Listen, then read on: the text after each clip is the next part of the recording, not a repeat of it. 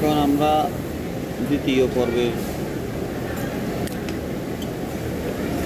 আমাদের আয়রনটার প্রথম পর্বে আমরা যে দেখিয়েছিলাম, আমরা গ্যাস কিট লাগিয়েছি। ওই গ্যাস কিটটা যখন নষ্ট হয়ে যায় তখন পানি লিক করে। পানি লিক করার পরে বৈদ্যুতিক যে সংযোগ আছে পেজ নিউট্রাল একত্রিত হয়ে অনেক সময় শর্ট করে, অনেক সময় স্পার্ক করে আগুন দেখা যায়, ভিতর থেকে আগুনের ফুলকি উঠে। তো এই সমস্যার কারণে আমরা এই আয়রনটাকে নতুন করে রিপেয়ার করে টেস্ট করব। তো এখন আমরা এটাকে ভালো করে টাইট করে নিব। তো আমি ভিডিওগুলো একদম সরাসরি আপলোড করে দেব, কারণ হচ্ছে আমি এখানে কোনো এডিট করব না।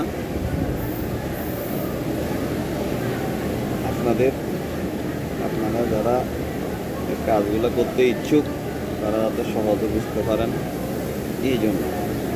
তো আমি সমানভাবে সবগুলো নাট টাইট দিয়ে দিব। সব নাট কাট দিয়ে দিব। লুজ থাকলে কিন্তু আপনি যখন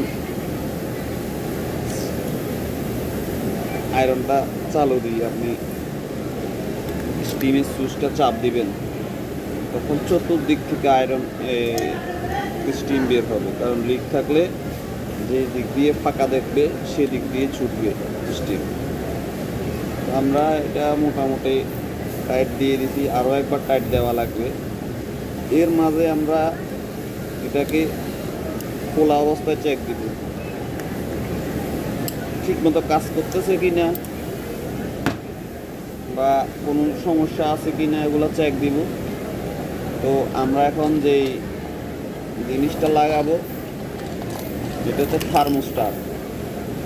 এটার নাম হচ্ছে থার্মোস্টার। এটা হিটটা কন্ট্রোল করে, আপনি কতটুকু হিটে আয়রনটা চালাবেন সেই অনুযায়ী এই সুইচটাকে আপনি যখন সেট করে দিবেন তো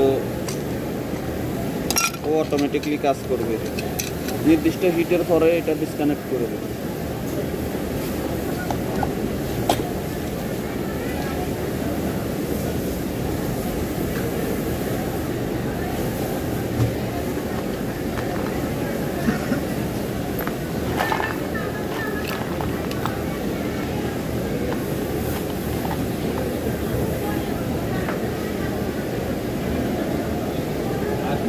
একটা বন্ধ করি, একটাতে কতগুলো লাইট চলে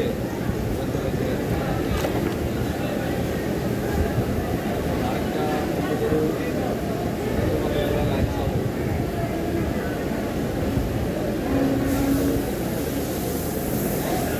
সেটার মধ্যে কোনো দেখা পাবে না।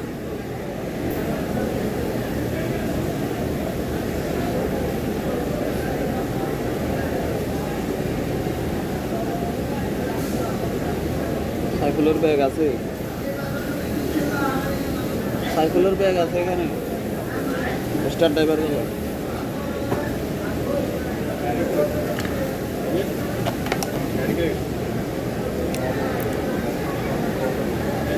মালটা বাজার সব বন্ধ ভালো না।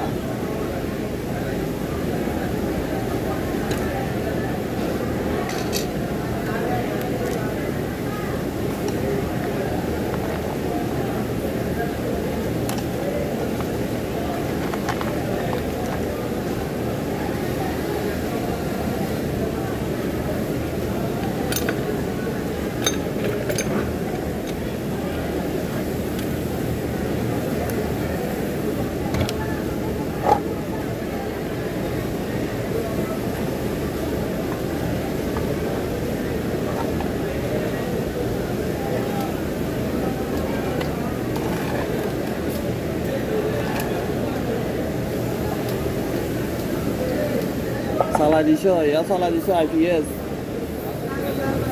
হ্যাঁ, কালকে তাহলে